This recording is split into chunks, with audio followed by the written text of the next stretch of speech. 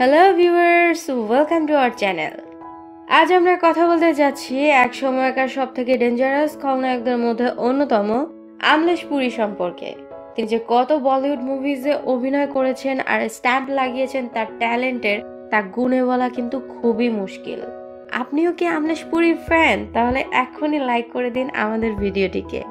আপনাদের জানার জন্য বলে দেই যে আমলেশ পুরীর একটা মেয়ে রয়েছে যার নাম নম্রতা পুরী।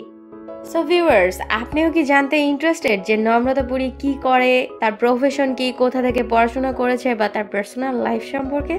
তাহলে অবশ্যই ভিডিওর এন্ড অবধি আমাদের সঙ্গেই থাকুন। আর আপনি যদি হয়ে থাকেন আমাদের চ্যানেলে আজকেই প্রথম, তাহলে অবশ্যই সাবস্ক্রাইব করুন এবং প্রেস করুন বেল আইকনটিতে, যাতে এই ধরনের রোমাঞ্চকর ভিডিওগুলো আপনি দেখতে পান সবার আগে। আমলেশ পুরীর মেয়ে নম্রতা পুরী অন্যদের থেকে অনেকটাই আলাদা, কারণ তার বলিউডের এই চমক ধমকের লাইফ একদম পছন্দ নয়।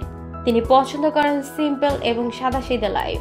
নম্রতার পড়াশোনা সম্পর্কে যদি বলতে যাই, তিনি গ্রাজুয়েটেড এবং রিসেন্টলি সফটওয়্যার ইঞ্জিনিয়ারিং এর উপর মাস্টার ডিগ্রি নিয়েছেন। এমনটা অনেক আগে থেকেই হয়ে আসছে এবং আমরা দেখেছি যে বলিউডের অভিনেতা অভিনেত্রীদের ছেলেমেয়েরা বলিউডে নিজেদের ভাগ্য বদলাতে চলে আসে।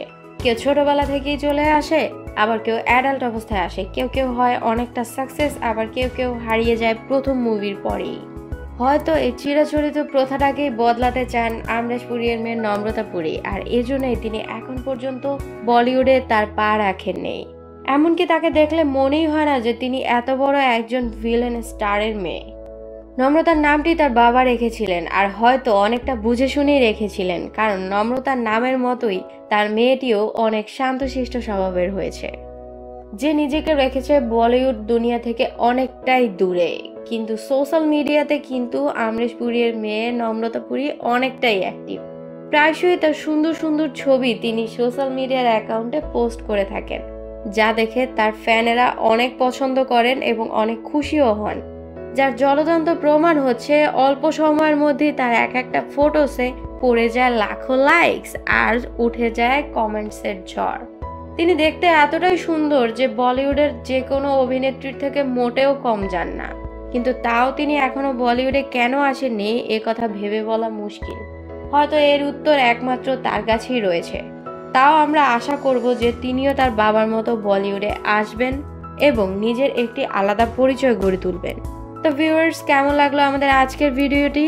যদি ভালো লেগে থাকে তাহলে অবশ্যই কমেন্ট বক্সে কমেন্ট করে জানাবেন, আর জানাবেন আমলেশ পুরীর কোন মুভিটি আপনাদের সবথেকে বেশি ভালো লেগেছে। আজ আর নয়, ভালো থাকবেন, সুস্থ থাকবেন এবং অনেক অনেক ধন্যবাদ আমাদের সঙ্গে এতক্ষণ থাকার জন্য।